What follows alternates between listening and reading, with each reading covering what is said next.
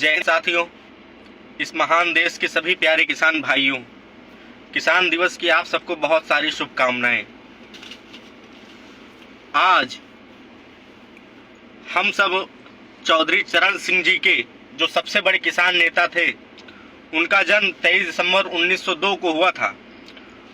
उन्होंने किसानों के हित के लिए बहुत सारे सराहनीय काम किए और किसानों की दुर्दशा को लेकर तमाम सुधार जो जरूरी थे उन्होंने किए, और उन्हीं के जन्मदिन की खुशी में आज हम सब उनको याद करते हुए किसान दिवस के रूप में इस दिन को मनाते हैं।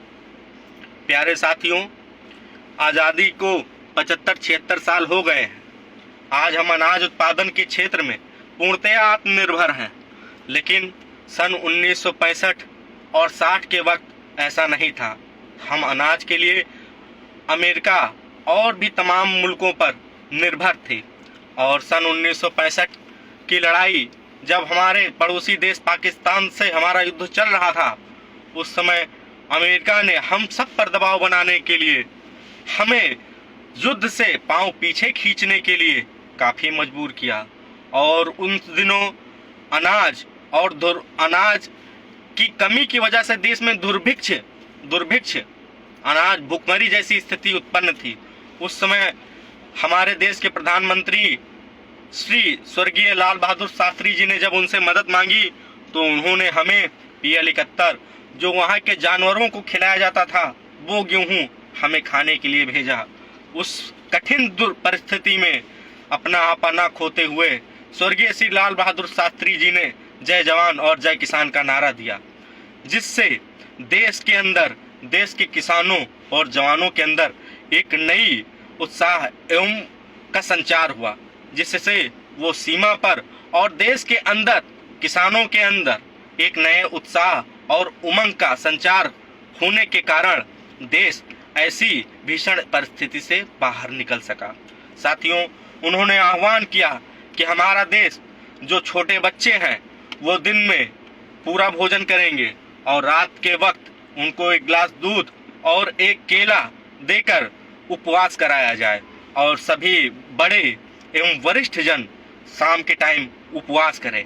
एक समय का उपवास देश के लिए उन्होंने आह्वान किया देश को लोगों से कि सिर्फ 15 दिन तक वो ऐसा करें तो देश ऐसी मुसीबत से निकल सकता है जो देश के भीतर अनाज की कमी और सीमा पर हथियारों की कमी से जूझ रहा था। ऐसी समस्या का समाधान उन्होंने उपवास के द्वारा निकाला। तो उनका भी योगदान उस युद्ध को जीतने के लिए बहुत ही ज़्यादा जरूरी था, और उस योगदान को हम भूल नहीं सकते हैं। उसी के द्वारा देश विजयी हुआ। उन्होंने किसानों के लिए बहुत ही संघर्ष किया, और सबसे बड़े किसान नेता श्री चौधरी चरण सिंह जी का योगदान हम कभी नहीं भुला सकते। उन्होंने जमींदारी प्रथा के उन्मूलन के लिए एवं भूमिहीन किसानों को खेतिहर बनाने के लिए, उन्हें मालिकाना हक देने के लिए, उन्हें स्वामी बनाने के लिए जो भूमिहीन है, उन्होंने सन 1952 में भूमि सुधार एवं जमींदारी एक्ट का पारित करवाया 1952 में, जिसके द्वारा भूमिहीन किसान भूमि के स्वामी बन बैठे। और तभी से किसानों के दिल में चौधरी चरण सिंह जी को लेकर एक अलग ही दर्जा प्राप्त है, और वो किसानों के सच्चे हितैषी अपने इस काम के द्वारा साबित हुए। उन्होंने देश के नगरीय औद्योगिकरण के साथ साथ कृषि के औद्योगिकरण की भी बात स्वीकारी। उनका कहना था कि जब कृषि की अर्थव्यवस्था हमारी आधुनिक होगी, उसमें सुधार किए जाएंगे, तो वहीं से हमें कच्चा माल मिल सकेगा जो देश के औद्योगिकरण के लिए भी सहायक होगा। जब हमें सस्ते दर पे कच्चा माल मिलेगा तो हमारे इंडस्ट्रियलाइजेशन जो होगा वो भी सस्ते दामों पे ही निपटेगा। हमें बाहर से मदद नहीं लेनी पड़ेगी, क्योंकि जब हम अपने ही क्षेत्र में आत्मनिर्भर हो जाएंगे कच्चा माल तैयार करने के क्षेत्र में, तो हमें विदेशियों से उनके द्वारा निर्धारित कीमतों पर कच्चा माल नहीं लेना पड़ेगा।